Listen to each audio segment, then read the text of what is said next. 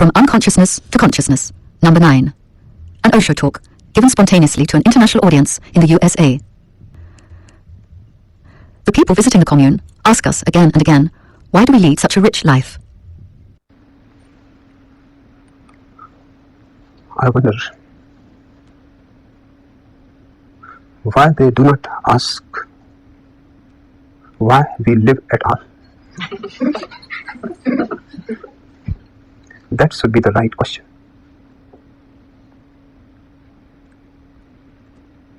Life means abundance, richness in every possible dimension. Just look at existence. Do you think it is poor?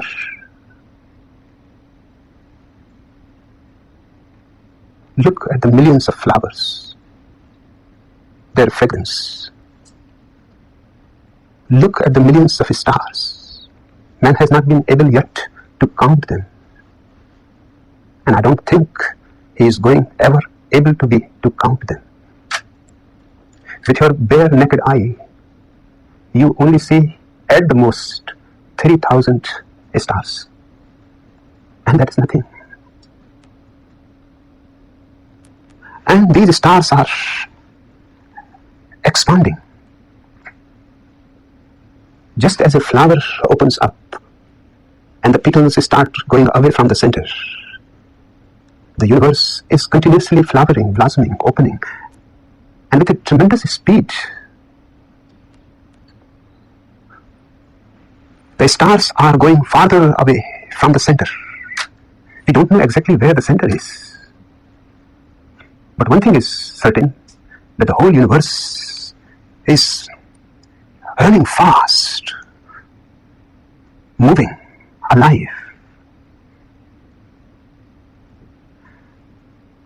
Those people who come here don't know what life is for. They have never lived. Yes, they have been born, but just to be born is not enough to be alive. They will vegetate and think they are living.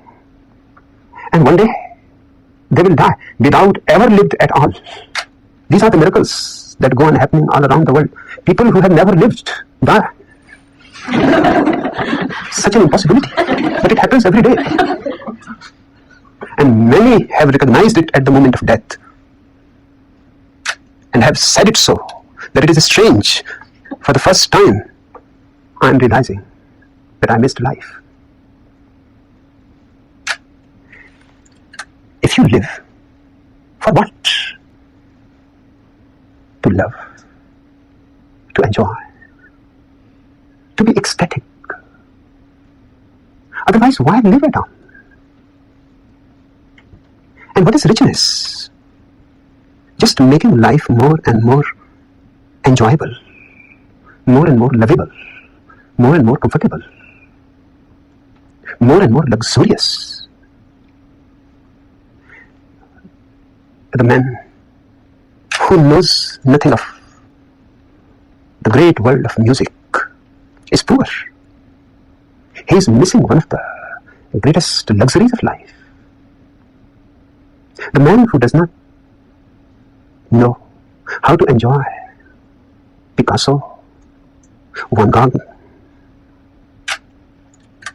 does not know anything about the colors. If he cannot enjoy Leonardo da Vinci, how can he enjoy a sunrise, a sunset?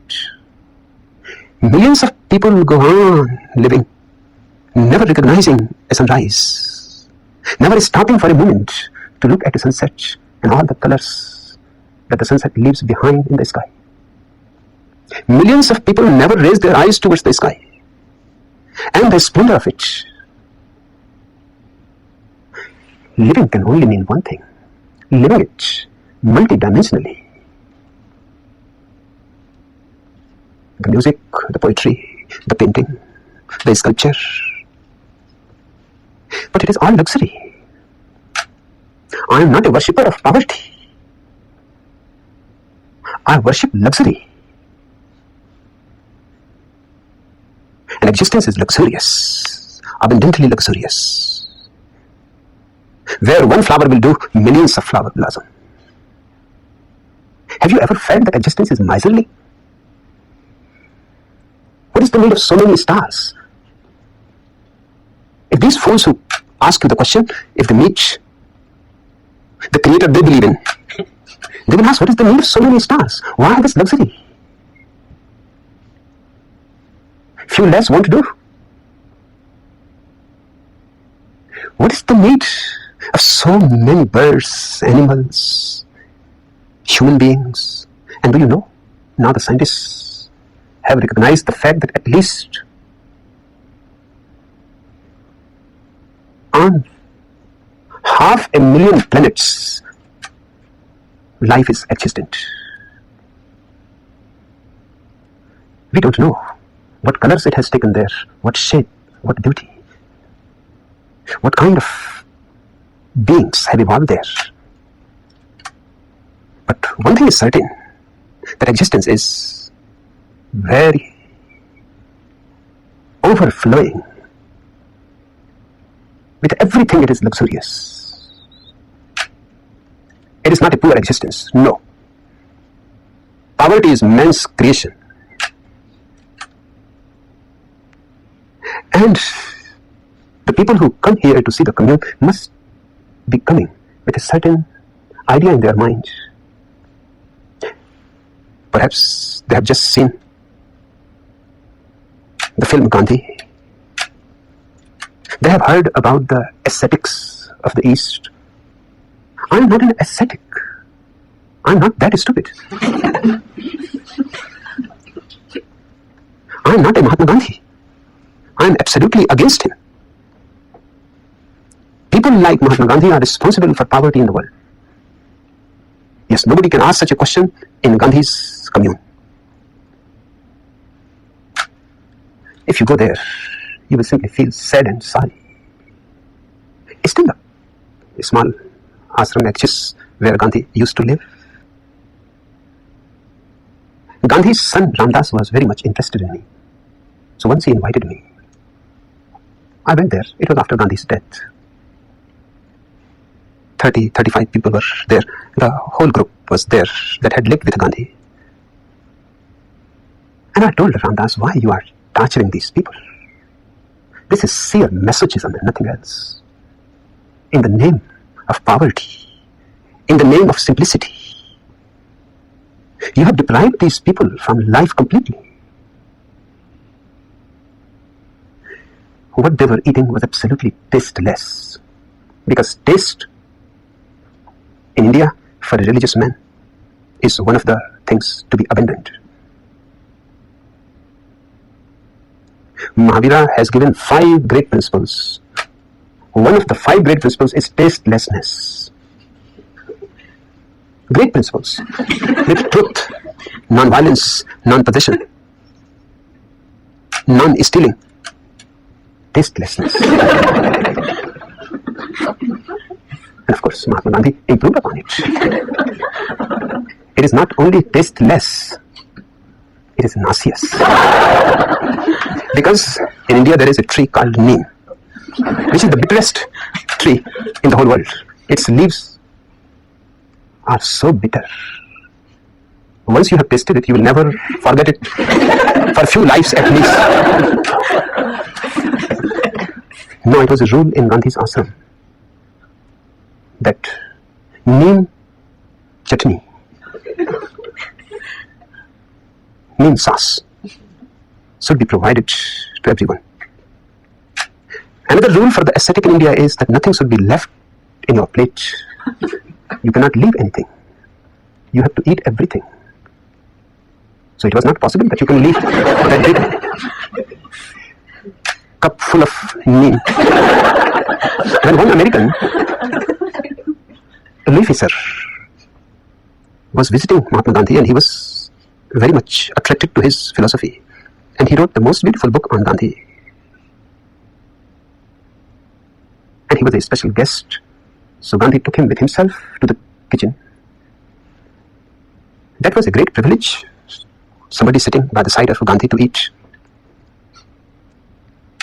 He saw this cup full of something green, He asked what it is. Gandhi said, this is the most precious thing. You taste it. He tasted it. He had never tasted it like this. And he saw Gandhi eating it so happily and everybody else eating it happily. So he thought it is better to keep silent about it, not to say anything. It will look bad. And he thought that rather than spoiling the whole food, because all these people were dipping their bread in it and eating, he thought it is better in one gulp to finish it and then take the food. That is easier. So he took one gulp with closed eyes, with closed breath, just somehow finish it, because nothing has to be left. And do you know what Gandhi did? Gandhi called the cook and said, look how much he liked it. Bring another cup. He loved it. So the cup was filled again. To live the life of the poor, Gandhi will not allow anybody to use a mosquito net. That is luxury. And the place where he used to live, Wardha, is a very hot place, exactly in the middle of India, exactly in the center, one of the hottest places. And so many mosquitoes all around that even in the daytime, you had to use a mosquito net and sit inside it if you wanted to do any work, reading, writing, or anything. Even in the day, hundreds of mosquitoes were all over your body. How can you sleep in the night? But the idea of poverty, how can you use a mosquito net? That is a great luxury. So Gandhi had discovered, and he was a great discoverer of things, such things. He discovered that kerosene oil, if you put it on your face and hands, then mosquitoes cannot come close to you because of the smell.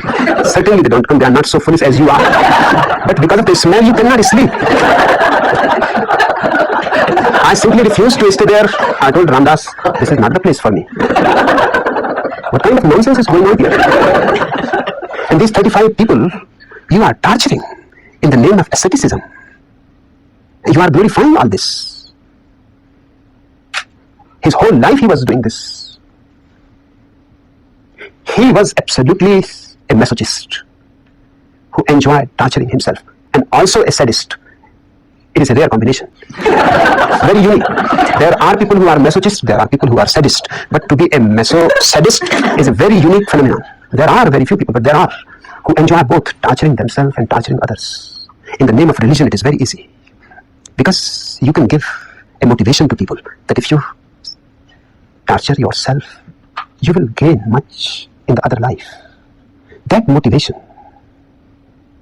that greed, they don't call it motivation or greed, and they don't call what I am calling torture. They call it tapasya, sadhana, spiritual discipline. But just by giving a good name to an ugly thing does not change its nature.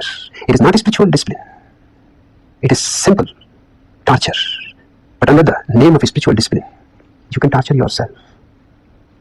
Down the ages, in how many ways religious people have tortured themselves, if you come to know the whole story, you will be simply amazed.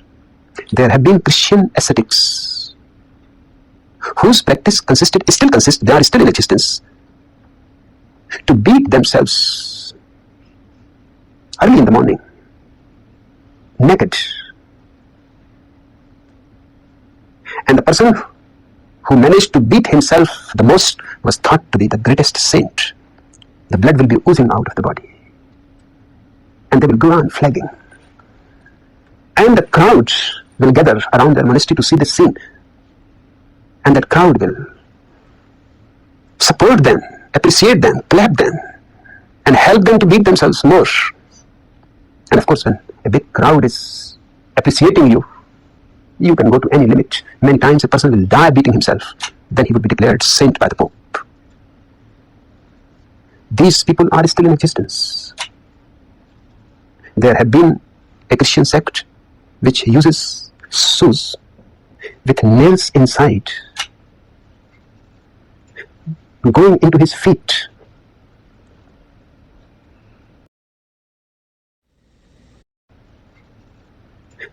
Going into his feet. So there are wounds in the feet and the nails are going into the feet, and he will walk on these shoes. And those nails will keep those wounds alive, bleeding. They cannot heal. There is no way of their healing. Nothing is being done to heal them. On the contrary, the nails are put in the shoes in such a way that they go on and on, creating the wound, so the wound may not be allowed naturally to be healed. They used belts also around their waist, with nails going into their body, with wounds all around. And these people have been worshipped. You have been worshipping mad people. These people needed psychiatric treatment. They were not religious. They were simply mental cases. Tremendously sick, suicidal. And the person who was their leader was a unique person. He was torturing himself, and he was the leader because he tortured himself more than anybody else. That was the only criterion who is going to be the leader. And he was teaching others to torture themselves in every possible way. All around the world, poverty has been respected for the simple reason because people had no idea how to get rid of it. And why it was respected? If you are born poor, then nobody will respect you. If you are born a beggar, nobody will respect you. But if you are a son of a king and you renounce the kingdom and become a beggar, then the whole country will respect you. Do you know all the 24 Tirthankaras of Jainas are kings who have renounced their kingdoms? Why not a single one comes from another profession? For the simple reason, if you are already poor, what you can renounce? First, you have to have it to renounce. And these kings were respected because they had never walked. They were carried in golden chariots. They had never suffered anything. And now they were standing naked in the hot sun of India, burning. The Jaina Tirthankara is not allowed to take a bath. That is considered to be a luxury. A bath is a luxury. And in India, where you are perspiring the whole day, and a naked monk perspiring the whole day, and India, a country full of dust, he remains in filth. Only once in a year, and that too, he is not to take the bath. His followers pour water on him. Not to give him a bath, because that will be a sin, to drag him into luxury. No, that is not the purpose. The purpose is that they want that holy water. You cannot find more unholy water. A man who has not taken a single shower in the whole year has been naked, perspiring, collecting all kind of dust and all kind of germs. He is now being given a bath, and that water is collected, and people drink it, the followers, because it is the purest water from a Tirthankara.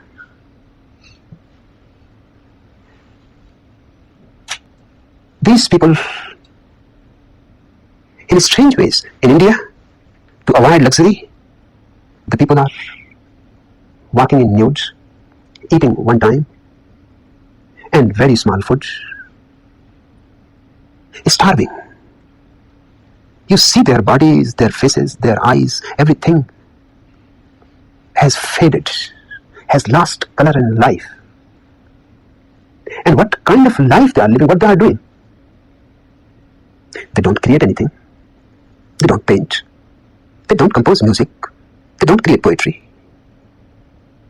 They don't make beautiful sculpture.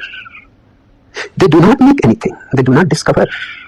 They are not scientists. They do not help humanity in any way. They are simply burdens, exploiting the poor and making them even more poor. How many Hindu monks do you think there are? 5 million right now. 5 million Hindu monks continuously exploiting the poor masses because they have to be fed. The masses themselves are starving and they have to feed these parasites. But these parasites are respected for the simple reason because they give consolation to the poor. Each religion has found some way of consoling the poor. Jainas, Hindus, Buddhists, these three great Indian religions, they say to the poor, you are poor because in your past life you committed sins. Accept your poverty just as a punishment. If you try to avoid it, you will be spoiling your next life too. It is better to be finished with this in this life, so next life you will not be in such pain, in such suffering. The rich people are not rich because they have created wealth or exploited or done something. They are rich because in the past life they were virtuous. And what is virtue? To be poor, to torture yourself, to commit a slow suicide, that is virtue. So you are fortunate that you are born poor. You have been given a great opportunity to exercise virtue. Don't miss it. Accept it. Hence, there has been no revolution in India. India must have been the oldest country who has been suffering for thousands of years in poverty, but not a single revolution from the poor.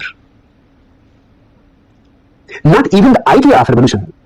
Nobody in 10,000 years has even mentioned the idea that the poor should rebel against their situation. No. If you rebel against your situation, you are missing an opportunity. You will be surprised there is a Jaina sect still alive and very prominent. Terapanth is the name of the sect.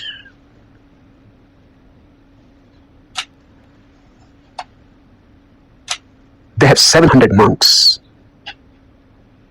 and one head, Acharya Tulsi, who is just like a pope to the sect.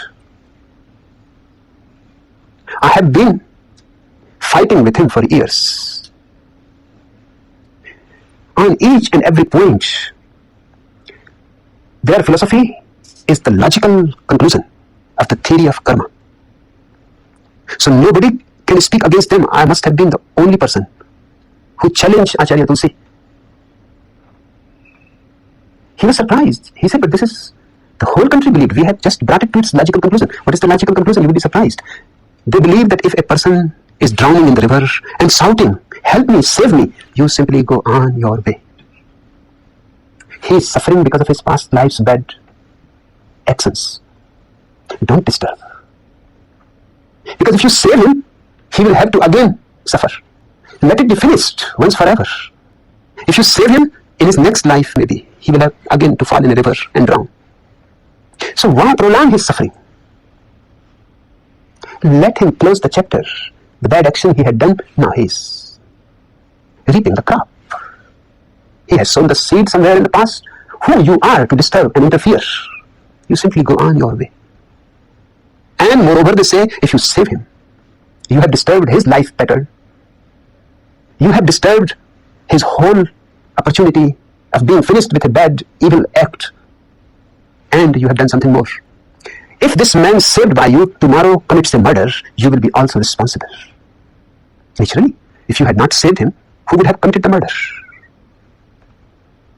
So you have disturbed his life, you are disturbing your life, and you are disturbing somebody else's life who can be murdered.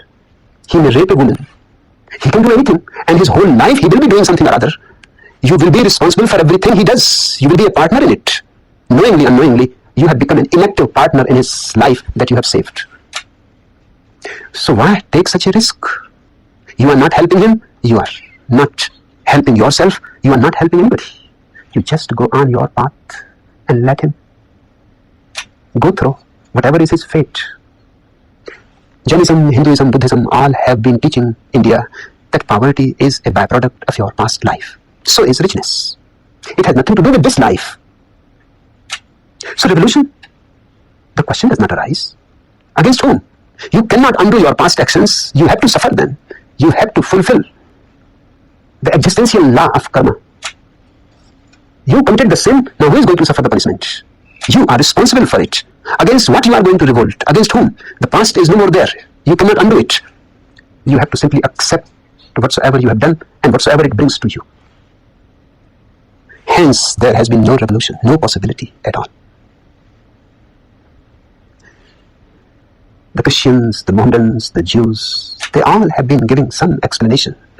It is not an explanation, it is just to explain away the situation and make people feel that whatsoever is happening is destined to happen. Nothing can be done about it. It is God's will in some religion. In some religion, it is your fate, which is written before you are born. In some religions, it is your past life. But all the religions agree that it has nothing to do with the present. Because once you raise the question that something has to do with the present, then something can be done. Then the situation can be changed. And all these people have been given respect to poverty. Why this respect to poverty? Why this respect to suffering? This is just to satisfy the poor man's ego, to make him feel that although he is poor, but he is in a respectable situation. So condemn the rich, respect the poor. In this way, you keep the poor to remain poor, and you keep the rich to go on becoming richer. The rich understands perfectly well, go on condemning, that doesn't matter. In fact, it is needed. That condemnation takes away the possibility of revolution. And what is the condemnation? The rich will not be allowed in the kingdom of God. And the rich is far more educated than the poor, far more sophisticated. He understands. Most of the rich people don't bother a bit about your kingdom of God. They may go to the church just to show that they are good Christians, to the synagogue just to show that they are good Jews, but they know perfectly well that it is just a social conformity. Synagogues and churches are nothing but social clubs like Rotary Club, Lions Club. They help you. They are good meeting places. And they give you a certain respect. The rich man comes to the synagogue and the poor man feels that although he is rich, but so humble, bowing down before the cross in the church. How humble. And to him it is all hypocrisy. He knows it is good diplomacy to go on pretending to be religious, to go on giving some donations to the churches, to the temples, to the mosques. It helps in every possible way. It helps his taxation problems. It helps his otherworldly problems. It helps his respectability. The poor people think that he is really a nice, good man. And he also says that although I am not so capable, I am a weak person, but the saint who has renounced things which I cannot renounce, but at least I can respect the saint who has renounced. So he goes to touch the feet of the saint who has renounced. Kings go, rich people go to touch the feet of the saint in India just to show to the crowd that although we cannot, we are not strong enough, or perhaps it is not yet time for us, but deep down, this is our goal. If not today, tomorrow, if not in this life, then in next life, but this is our goal. Those people who come to visit here, they come with an idea, a fixed idea. They think this is a religious commune. So it must be like a Catholic monastery or a Hindu asrama. And when they find it just the opposite, they are shocked. And they ask you why you live so rich a life.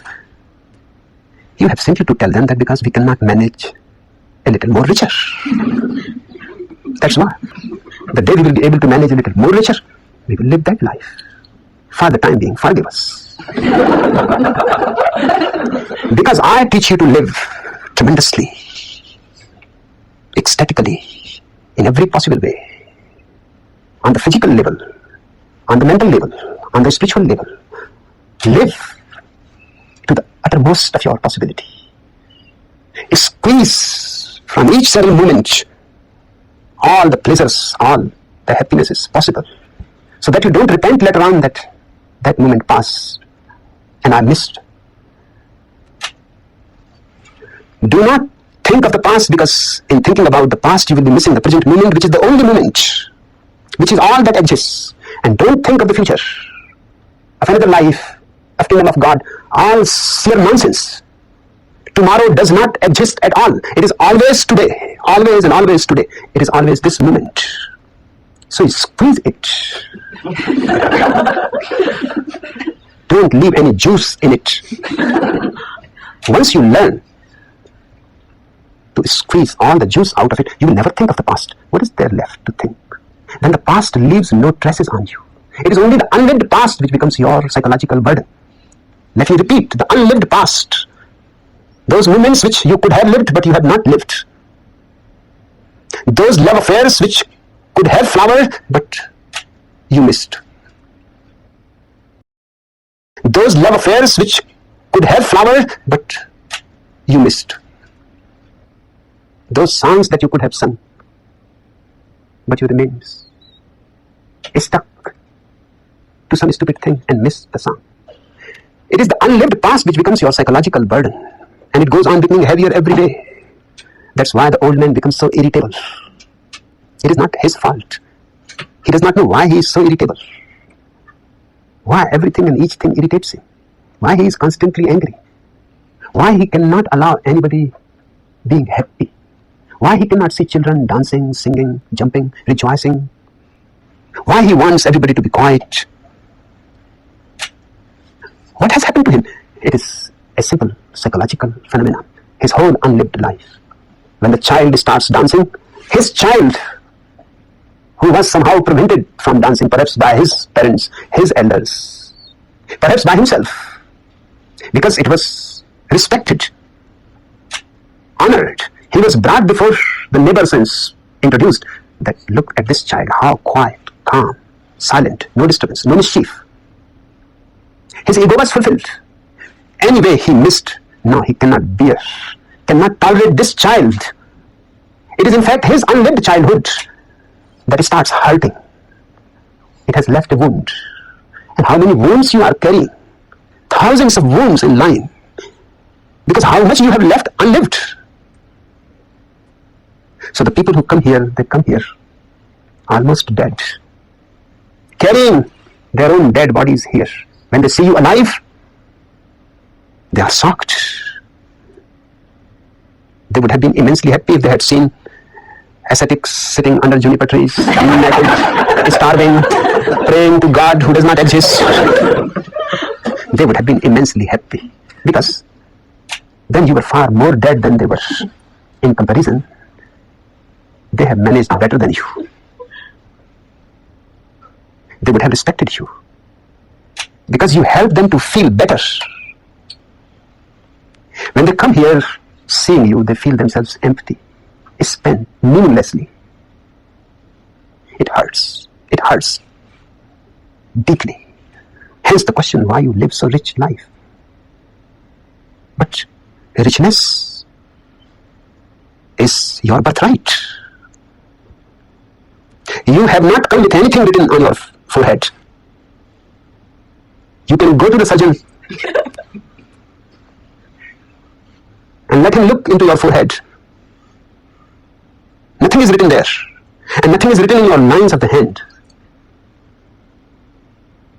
You come in this world absolutely like a plain, unwritten, open book. You have to write your fate. There is nobody who is writing your fate. And who will write your fate? And how? And for what? You come in the world just an open potentiality, a multi-dimensional potentiality. You have to write your fate. You have to create your destiny. You have to become yourself. You are not born with a ready-made self.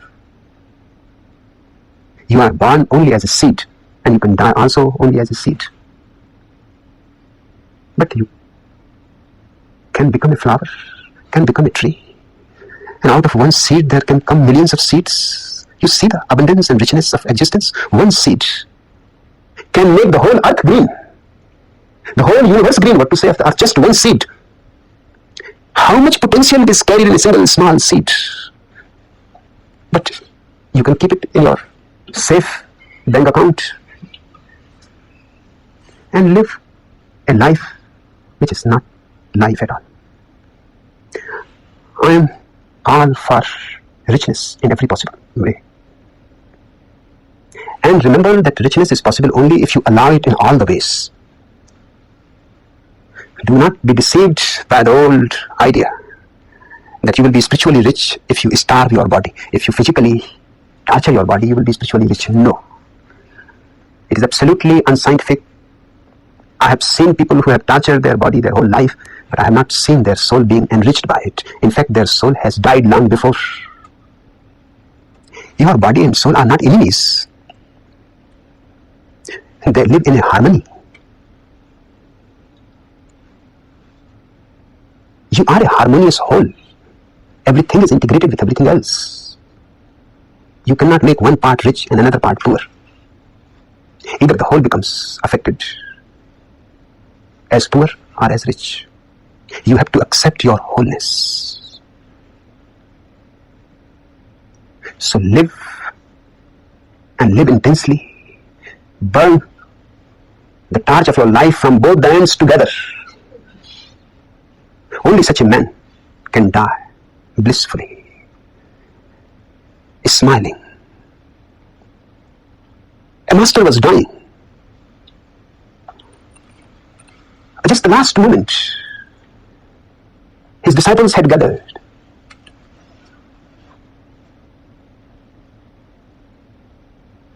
One disciple asked, "Master, you are leaving us. What is your last message?" The master smiled, opened his eyes, and said, "Do you hear the squirrel running on the roof?" Closed his eyes, died. The disciples were at a loss.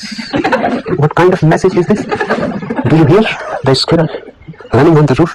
But that was his whole life's message, just a moment. At that moment, he was enjoying the squirrel. Who bothers about death? And who bothers about the last message? He was in the moment, here now. And that was his message. That don't move anywhere else, just remain here and now, even at the moment of death. The sound of the squirrel on the roof, and he enjoyed it. Now such a man must have lived immeasurably, immensely, incredibly, no regret, sincere gratitude, a smile. What else you want as a last message? A smile is enough. And to smile at the door of death is possible only if there is not unlived moments standing in a row behind you, pulling, asking you, "What about me?" Those incomplete moments. But if there is nothing incomplete, every moment has been completed. There is nothing. It is just silence. And if every moment is completed, there is nothing in the future either, because it is only the incomplete moment which asks for tomorrow. If you have not been able to fulfill it yesterday, fulfill it tomorrow.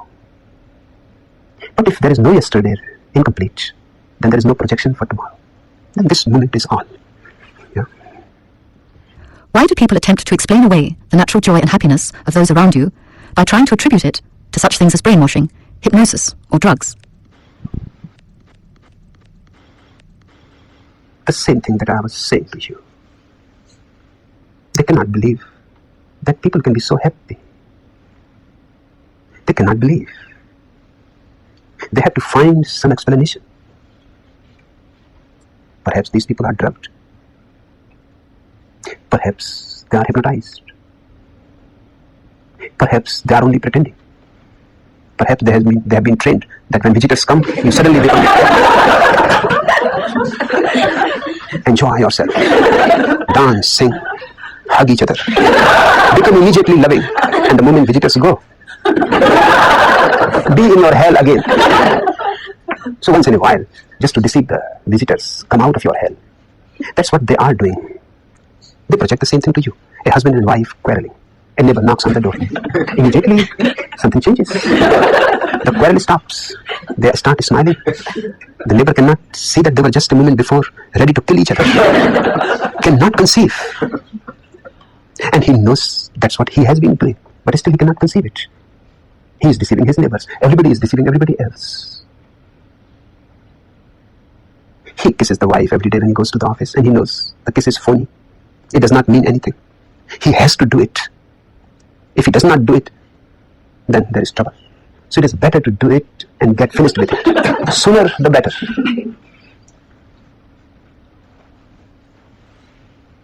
He rushes to the office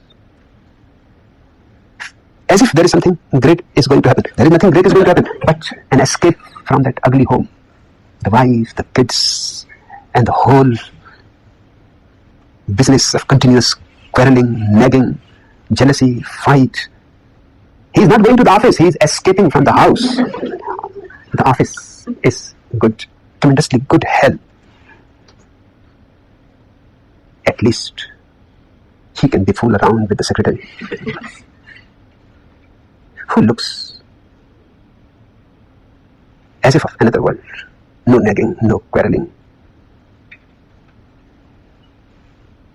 But get married to her.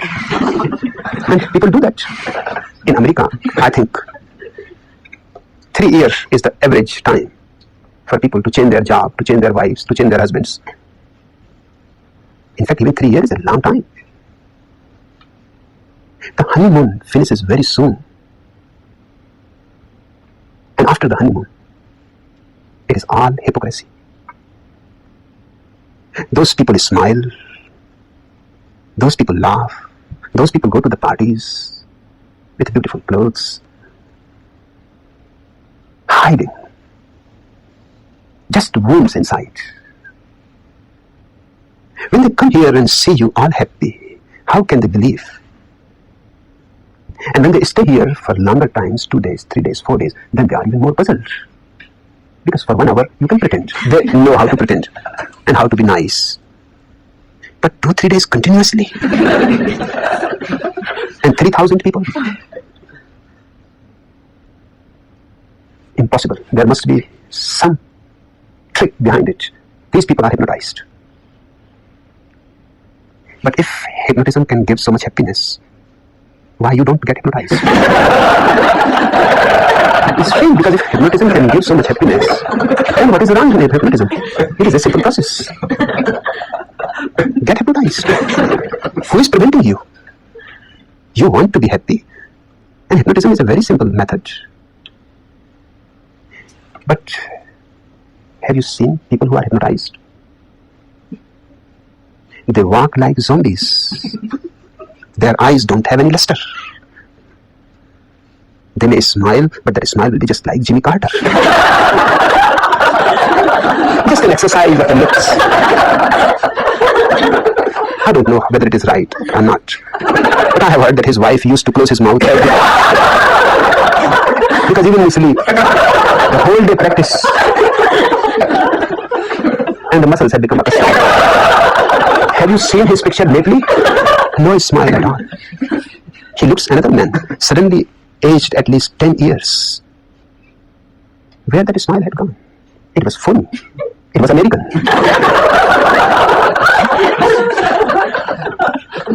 Hypnosis can give you a smiling face. It can give you a sad face. It can give you an angry face. Because hypnosis is only a simple method of putting your conscious mind to sleep. Then you are under the power of the person who has hypnotized you. And whatsoever he orders, he says smile, you smile. He says weep, you weep. But who is hypnotizing here anybody? Who is ordering anybody that you smile, you laugh, you weep, you do this, you do that? They don't know what hypnosis is. Drugs can make you happy, can also make you unhappy. Because no drug is guaranteed to give you happiness. The drug can only magnify your mood. If you are unhappy, you will be more unhappy with the drug. You will have nightmares. If you are happy, you will be more happy, madly happy. But a man who is happy under drug, you can immediately detect. For the simple reason, his happiness will be tense. It is just forced by chemicals on him. His face will be smiling, but as if somebody is putting a gun behind him and ordering him to smile, otherwise I am going to fire. Chemicals can force you, but the forced smile, happiness will sow the tension, and it can last only for hours, and then you will fall back into a ditch deeper than you were before, because all that tension has tired your whole system. All that happiness, which was false and forced and chemical, has taken even a little bit of natural happiness which was in you, and once it is gone, you will fall into a deep darkness. And drugs, you will become addicted. So soon you will need more quantity, then more quantity, then more quantity. And a moment comes. In India, we have experienced in these thousands of years everything. There are monks in India who can drink any amount of alcohol and it does not affect them. Who can take any amount of marijuana and it does not affect them. Not at all.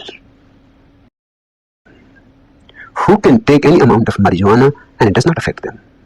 Not at all. They remain just simply the same. Only thing that in the end they have to try when nothing affects is a cobra snake bite. So they keep cobra snakes with themselves. On their tongue, they will take a bite by the cobra, which can kill you. But to them, it just gives a little.